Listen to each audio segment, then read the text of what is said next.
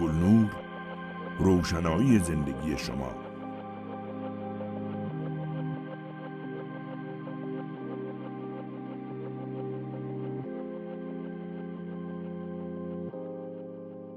A new type of device for lighting spreads over the planet, the LED. It isn't really a new device.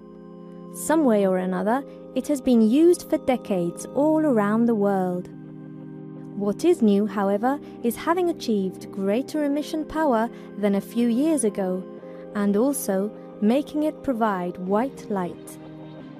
Its advantage is that it uses up less energy than traditional incandescent lamps. A traditional lamp needs to be heated to emit light, and a great deal of energy is wasted in the form of heat. Moreover, the materials suffer at very high temperatures. Recently, several types of energy-saving lamps have become popular. The first energy-saving lamps that replaced incandescent ones are fluorescent, which contain gases inside. On the other hand, LEDs are fully made up of solid elements and can be made very small. In addition, LEDs can be controlled, allowing new applications, such as the generation of any visible light spectrum on demand, optimizing energy costs, and information transmission. This is known as smart lighting. Originally, the word LED stood for light-emitting diode. Currently, it is used as the acronym for light-emitting device. Primarily, the basic structure of an LED was a PN junction formed by specific semiconductor materials. In the previous video of this series, where we presented the PN junction, we could see that there are two charge carriers in semiconductors, electrons and holes. The PN junction is a structure that, under certain conditions, can spatially separate electrons and holes. By forward biasing the device, which consists in applying a higher voltage in the P than in the N material, the current flows through the structure, causing the electrons and holes to meet in the same region of the space. This process is known as carrier injection.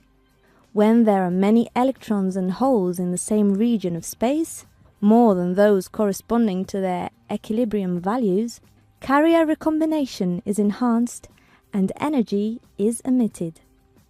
In semiconductors, free electrons always have higher energies than those electrons forming the bonds between atoms. The range of energy values that free electrons have is called conduction band, and the energy values that bound electrons have is called valence band.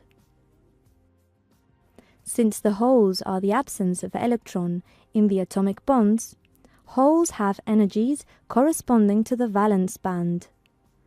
There can be no electrons in the semiconductor with energies between both bands. Therefore, this interval is called band gap.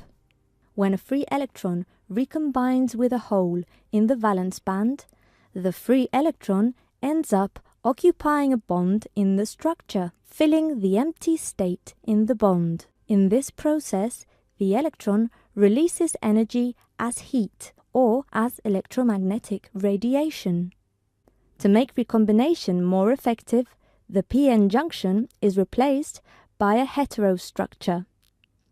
An active zone composed by several thin layers of materials having different band gap width is embedded in it. The band gap width in some layers is lower than in the surroundings. Electrons tend to occupy the lower energy levels available in these layers. Therefore, that region becomes a kind of well for electrons because they have lower energies in it than in the surroundings. Once they are inside, it is relatively unlikely to escape because they would need extra energy for that. Holes, considered as the absence of electrons, behave in the opposite way. This structure brings electrons and holes to the same region of space, allowing an increase in the probability or rate of radiative recombination. The intermediate region is designed to be very narrow to obtain a high concentration of electrons and holes therein, since in this situation the device would emit more radiation. Thus, the LEDs achieve greater energy efficiency, given that a major part of the electric energy supplied is converted into light. Moreover, the energies of the emitted photons can be selected by choosing the appropriate materials for the intermediate region. Photons can have a wide range of energy values, and there is an energy interval in which photons are perceptible to the human eye. This radiation is known as visible light. The colors we see are due to the different photon energies. Lowest energy visible photons are red, and highest energy visible photons are violet. The breakthrough in lighting technology has been getting materials to emit blue light efficiently.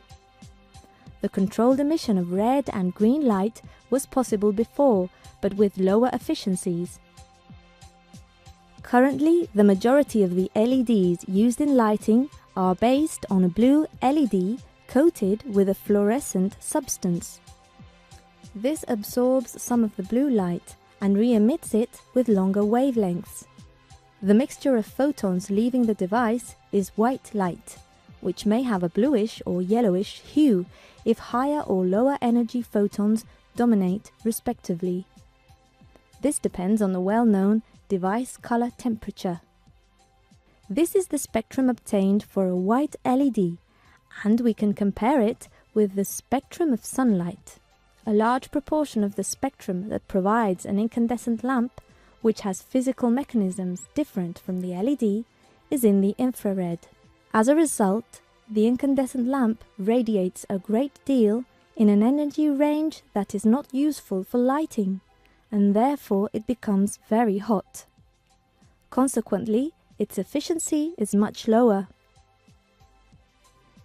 A new variant in the design of these devices is the use of organic materials, characterized by low manufacturing costs, flexibility, and the possibility of obtaining large surfaces of LEDs. They are called OLED, which means organic LED. The progress on LEDs is continuous, and major innovations are expected in the lighting technology in the following years.